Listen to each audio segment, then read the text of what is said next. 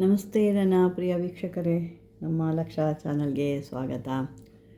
ವೀಕ್ಷಕರಿಗೆಲ್ಲ ವರಮಹಾಲಕ್ಷ್ಮಿ ಹಬ್ಬ ಎಲ್ಲ ಮುಗಿದಿದೆ. ಇನ್ನೂ ಕೆಲವರು ಉಣಿಮೆಗೆ ಮಾಡೋರು ಕೂಡ ಮಾಡ್ತಾಯಿದ್ದಾರೆ. ಎಲ್ಲರೂ ಚೆನ್ನಾಗಿ ಪೂಜೆ ಮಾಡಿದ್ದೀರಾ ಅಂದ್ಕೊಳ್ತೀನಿ. ಬನ್ನಿ, ಈಗ ನಾವು ಇವತ್ತೊಂದು ಕಟ್ಟು ಹೊಡೆಯುವ ಮಂತ್ರ.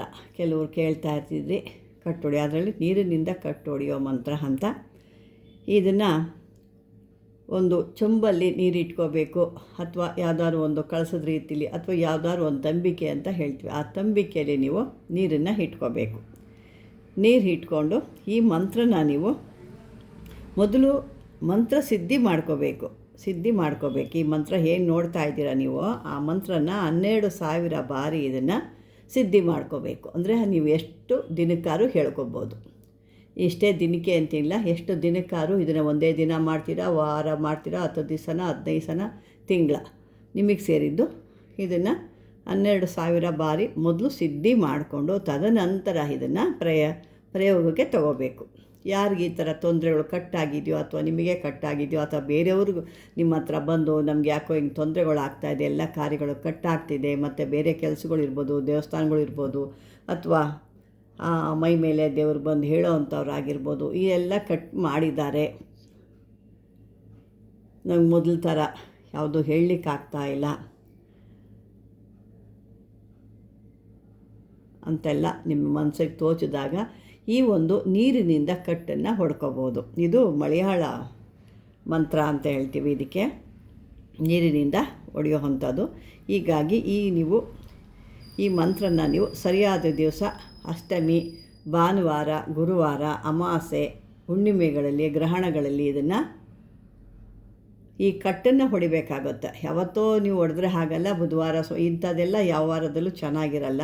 ಸರಿಯಾದ ದಿವಸದಲ್ಲಿ, ಈಗ ಮೊದಲೇ ಹೇಳಿದಂಗೆ ಅಂಥ ದಿನಗಳಲ್ಲಿ ಇದನ್ನು ಪ್ರಯೋಗ ಮಾಡೋದ್ರಿಂದ ಆ ಕೆಲಸ ಸಕ್ಸಸ್ ಆಗುತ್ತೆ.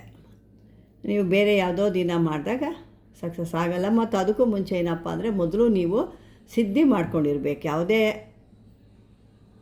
ಮಂತ್ರ ಆಗಲಿ, ತಂತ್ರ ಆಗಲಿ, ನೀವು ಮಾಡೋಕ್ಕೆ ಮುಂಚೆ ನಾವೇನು ಮಂತ್ರಗಳು ಕೊಡ್ತಾರೋ ಆ ಮಂತ್ರನ ನೀವು ಮೊದಲು ಏನು ತೋರಿಸಿರ್ತಾರೆ ಅಷ್ಟು 12,000 ಬಾರಿ ಪೂರ್ತಿ ಸಿದ್ಧಿ ಮಾಡ್ಕೊಂಡು ಸಿದ್ಧಿ ಆಗಿದೆ, ಕಂಪ್ಲೀಟ್ ಮಾಡಿದ್ದೀನಿ ಅನ್ನೋದು ನಿಮ್ಮ ಮನಸ್ಸಿಗೆ ಬಂದಾಗ ನೀವು ಅದನ್ನು ಯಾವತ್ತಾರು ಈ ಹೇಳಿದ್ನಲ್ಲ ಅಂಥ ದಿನಗಳಲ್ಲಿ ನೀವು ಯಾವುದಾದ್ರೂ ಒಂದು ದಿವಸದಲ್ಲಿ ಈ ಒಂದು ಕಟ್ಟು ಮಂತ್ರನ ಹೇಳ್ಕೊಬೇಕಾಗತ್ತೆ. ಅವ್ರಿಗೆ ಒಂದು ಚಕ್ರನ ಬರಿಬೋದು. ನಿಮಗೆ ಯಾವ್ದಾದ್ರು ಯಾವ್ದು ಬರುತ್ತೋ ಅದನ್ನು ಬರ್ಕೋಬೋದು. ಇಂಥದ್ದೇ ಇಲ್ಲಿ ಅಂತ ಹೇಳೋಂಗಿಲ್ಲ, ನಿಮಗೆ ಯಾವುದು ಬರುತ್ತೋ ಅದನ್ನು ಒಂದು ಚಕ್ರ ಬರೀರಿ. ಯಾರಿಗೆ ಕಟ್ಟು ಆ ರೀತಿ ಆಗಿದೆ, ತೊಂದರೆ ಆಗಿದೆ ಅಂದರೆ ಅವರ 8 ಮೂಲೆಯಲ್ಲೂ ಕೂಡ ಒಂದೊಂದು ಕರ್ಪೂರವನ್ನು ಹಿಡಿ. ನಂತರ ಒಂದೊಂದು ನಿಂಬೆಹಣ್ಣು ಹಿಡಿ. ಈ ತಂಬಿಗೆಯಲ್ಲಿ ಏನು ನೀವು ಮಂತ್ರದ ಕಟ್ಟು ನೀರನ್ನ ಹೇಳಿರ್ತೀರಲ್ವ, ನೀರು ಇಟ್ಕೊಂಡು ಆ ಒಂದು ಕಟ್ಟು ಮಂತ್ರ ಏನು ಹೇಳ್ತೀರಾ, ಇದನ್ನಿಷ್ಟು ಮಾಡಿಕೊಂಡು ಒಂದೊಂದು ಮಾಲೆ ಹೇಳ್ತಾ ಒಂದೊಂದು ಕಟ್ಟುಗಳನ್ನ ಹೊಡಿತಾ ಬರಬೇಕು. ಅದು ಏನು ನಿಂಬೆಹಣ್ಣು ಎಲ್ಲ, ಈ ಕರ್ಪೂರ ಏನು ಹಚ್ಚಿದ್ದೀರಾ ನಿಂಬೆಹಣ್ಣು ಇಕ್ಕಬೇಕು. ನಿಂಬೆಹಣ್ಣು ಮೇಲೆ ಕರ್ಪೂರ ಇಡಬೇಕು. ಇಟ್ಟು ಯಾವ ಒಂದು ವ್ಯಕ್ತಿಗೆ ತೊಂದರೆ ಈ ಥರ ಕಟ್ಟಾಗಿದೆ ಆ ವ್ಯಕ್ತಿನ ಆ ಒಂದು ಏನು ಮಂಡಲ ಹಾಕಿರ್ತೀರ ಆ ಮಂಡಲದ ಮಧ್ಯದಲ್ಲಿ ಕೂರಿಸಿ ಇದನ್ನು ಸುತ್ತು ಹೊಡ್ಕೊಂಡು ಬರಬೇಕು. 4 ಮೂಲೆಗೂ ಇಡ್ಬೋದು, 8 ಮೂಲೆ ಕೂಡ ಇಡ್ಬೋದು. ಇದನ್ನು ನಿಮ್ಮ ಶಕ್ತಿ ಅನುಸಾರವಾಗಿ ನೀವು ಮಾಡ್ಕೋಬೋದು. ಅದನ್ನು ಆ ರೀತಿ ಮಾಡಿ ಅದನ್ನು ಮೊದಲು ನಿಂಬೆಹಣ್ಣು, ಅದು ಕರ್ಪೂರ ಹೇಳಿದೆ, ಅದನ್ನು ಈ ಮಂತ್ರ ಹೇಳ್ಕೊಂಡೇ ಮಾಡಬೇಕು. ಸುಮ್ಮನೆ ಅದು ಸಿದ್ಧಿ ಆಗೋಗಿದೆ ಅಂತ ಅಂದ್ಬಿಟ್ಟಲ್ಲ. ಈ ಕಾರ್ಯ ಮಾಡಬೇಕಾದ್ರೂ ಕೂಡ ನೀವು ಅದನ್ನು ಹೇಳ್ಕೊಂಡು ಮಂತ್ರ ಹೇಳ್ಕೊಂಡು ಕಟ್ಟು ಹೊಡಿಬೇಕಾಗುತ್ತೆ.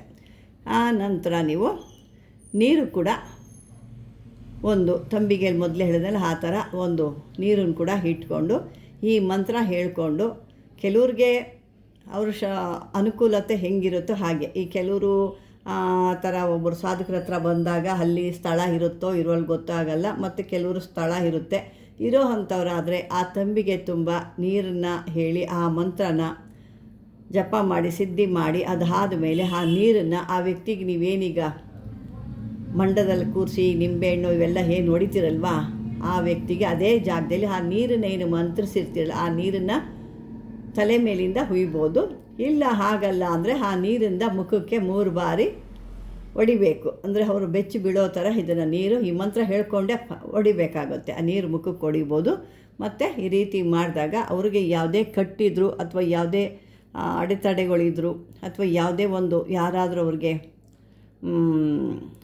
ವಾಕ್ ಬಂದ್ ಮಾಡಿರ್ತಾರೆ, ವಾಕನ್ನ ಮಾತಾಡಲಿಕ್ಕಾಗಲ್ಲ ಅವ್ರಿಗೆ ವಾಕಲ್ಲಿ, ಆ ಥರ ಆಗೋದು, ಅಥವಾ ಪೊಳ್ಳನ್ನು ಹೇಳೋ ಅಂಥದ್ದು. ಈ ಪೊಳ್ಳು ಎಲ್ಲ ಹೇಳಿದಾಗ ಜನಕ್ಕೂ ಕೂಡ ಒಂದು ಸಾರಿ 2 ಸಾರಿ ನೋಡ್ತಾರೆ, ಯಾಕೋ ಪೊಳ್ಳು ಬರ್ತಾಯಿದೆ, ಯಾವುದೂ ಸರಿ ಇಲ್ಲ ಅಂದ್ಬಿಟ್ಟು ಸುಮ್ಮನೆ ಹಾಕ್ತಾರೆ. ಹಾಗಾಗಿ ಆ ರೀತಿ ಮಾಡ್ಕೊಳ್ದೆ ಮೊದಲು ಇದನ್ನು ಮಾಡಿಕೊಂಡು ಯಾರ ಸಾಧಕರ ಹತ್ರ ಮಾಡ್ಕೋಬೋದು, ಅಥವಾ ನಿಮಗೆ ನೀವೇ ಮಾಡ್ಕೊಳ್ತೀವಿ ಅಂದರೂ ಕೂಡ ಇದೇ ರೀತಿ ಹೇಳ್ದಂಗೆ ನೀವು ಅದನ್ನು ಮಾಡ್ಕೋಬೇಕು. ನಿಮಗೆ ಒಟ್ಟಲ್ಲಿ ಒಬ್ಬರು ಬೇಕು, ಯಾಕೆ ನಿಂಬೆಹಣ್ಣು ಹೊಡೆದು ಬೇಕಾಗಬೇಕು, ನೀವು ಕೂತ್ಕೊಂಡಿರ್ತೀರ, ನಿಮಗೆ ಒಬ್ಬರು ಸಹಾಯಕರು ಬೇಕು. ಅಲ್ಲಿ ಕೂತ್ಕೊಂಡು ಮಾಡಿದಾಗ ಅವರು ಬಂದು ನಿಮಗೆ ಆ ರೀತಿ ಮಂತ್ರ ಹೇಳಿದ್ದನ್ನು ಹೊಡಿಬೇಕಾಗುತ್ತೆ. ಅಥವಾ ನೀವೇ ಮಂತ್ರ ಹೇಳ್ತೀವಿ ಅವ್ರಿಗೆ ಬರೀ ಹೊಡಿ ಅಂತ ಹೇಳ್ತೀವಿ ಅಂದ್ರೂ ನಡೆಯುತ್ತೆ. ಆ ರೀತಿ ಕೂಡ ಮಾಡ್ಕೋಬೋದು. ಈ ರೀತಿ ಮಾಡಿ ಕಟ್ಟುಗಳಿಂದ ನೀವು ದೂರ ಮಾಡ್ಕೋಬೋದು. ನಿಮ್ಗೆ ಯಾವುದೇ ಕಟ್ಟಿದ್ರು, ಎಂಥ ಕಟ್ಟಿದ್ರು ಈ ಒಂದು ಮಲಯಾಳ ದೇವಿ ಮುಂದೆ ಆ ಕಟ್ಟುಗಳು ನಿಲ್ಲಲ್ಲ. ಅಂದರೆ ಈ ನಿಮಗೆ 2 ಇಲ್ಲ ಆಪ್ಷನ್ ಹೇಳಿದ್ದೀನಿ. ಒಂದು ಅನುಕೂಲ ಇದ್ದರೆ ತಂಬಿಗೆ ನೀರು ಅವ್ರ ಮೈ ಮೇಲೆ ಹಾಕಿ, ಅನುಕೂಲತೆ ಇಲ್ಲ ಅಂತಂದರೆ 3 ಬಾರಿ ಆ ಮುಖಕ್ಕೆ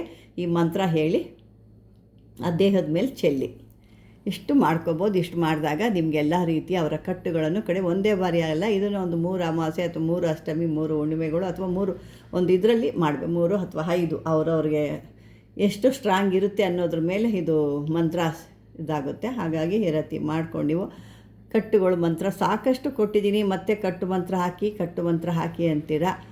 ನೀವು ವಿಡಿಯೋ ನೋಡಿದಾಗ ಗೊತ್ತಾಗುತ್ತೆ. ನೀವು ನೋಡ್ದೇ ಕಷ್ಟಪಟ್ಟರೆ ಎಲ್ಲಿ ನಿಮ್ಮ ಮೊಬೈಲಲ್ಲೇ ಸ್ಕ್ರೋಲ್ ಮಾಡಿದ್ರೆ ಸಿಗುತ್ತೆ ನಿಮಗೆ, ಸ್ಕ್ರೋಲ್ ಮಾಡಲ್ಲ ನೀವು. ಹಾಗಾಗಿ ಕೇಳ್ತಾ ಇರೋದ್ರಿಂದ ನಾನು ಕೂಡ ಇದನ್ನು ಕೊಟ್ಟಿದ್ದೀನಿ ಮತ್ತೊಮ್ಮೆ ಇದನ್ನು ಅಂತ ಹೇಳ್ತಾ ವೀಕ್ಷಕರೇ, ಹಾಗೆ ಒಂದು ಜಲಕ್ಕೆ ನೋಡೋಣ. ಸರಿ ವೀಕ್ಷಕರೇ, ಈ ವಿಡಿಯೋ ನಿಮ್ಗೆ ಇಷ್ಟವಾದರೆ ಲೈಕ್ ಮಾಡಿ, ಶೇರ್ ಮಾಡಿ. ಮೊದಲಾಗೆ ಯಾರಿಗಾದ್ರೂ ತೊಂದರೆ ಇರೋರಿಗೆ ಇದನ್ನು ಶೇರ್ ಕೂಡ ಮಾಡಿ, ಸಬ್ಸ್ಕ್ರೈಬರ್ ಮಾಡ್ಕೊಳ್ಳಿ ಅಂತ ಹೇಳ್ತಾ ಧನ್ಯವಾದಗಳು.